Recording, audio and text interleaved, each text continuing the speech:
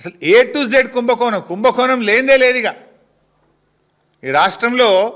ఇందాక చెప్పినట్టు భూమికి ల్యాండ్ కన్వర్షన్ కావాలంటే ట్యాక్స్, అపార్ట్మెంట్ పర్మిషన్ రావాలంటే ట్యాక్స్, గేటెడ్ కమ్యూనిటీ కట్టాలంటే ట్యాక్స్, భూ సమస్య పరిష్కారం కావాలంటే ట్యాక్స్, ఫైనాన్స్లో బిల్లు రావాలంటే ట్యాక్స్. ఇవి నేను చెప్పట్లే, బిల్డర్లు చెప్తున్నారు, కాంట్రాక్టర్లు చెప్తున్నారు.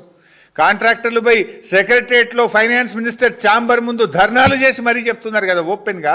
ఇవాళ సెంట్రల్ యూనివర్సిటీ 450 ఎకరాల భూమి స్కామ్కు తెరలేపిండు. ఫార్మాసిటీ అది కేసీఆర్ గారి ప్రభుత్వము, లక్షల మంది పిల్లలకు ఉద్యోగాలు రావాలి, తెలంగాణ ఒక వరల్డ్లో ప్రపంచంలో ఫార్మా హబ్బుగా మార్చాలని మేము ప్రయత్నం చేస్తే కేసీఆర్ గారు సేకరించి పెట్టిన భూమిని ఇలా ఫ్యూచర్ సిటీ అని పేరు పెట్టి రియల్ ఎస్టేట్ వ్యాపారానికి తెరలేపిండు. సివిల్ సప్లైస్లో ధాన్యం అమ్మకాల్లో పెద్ద స్కామ్ అయింది, హైకోర్టులో కేసు నడుస్తూ ఉంది. రవాణా శాఖలో స్మార్ట్ కార్డుల స్కామ్ నడుస్తూ ఉంది. ఫ్లై యాష్ రవాణాలో స్కామ్, ఈ మధ్యనే 5 లక్షల కోట్ల స్కామ్ మా కేటీఆర్ గారు బయటపెట్టిండ్రు.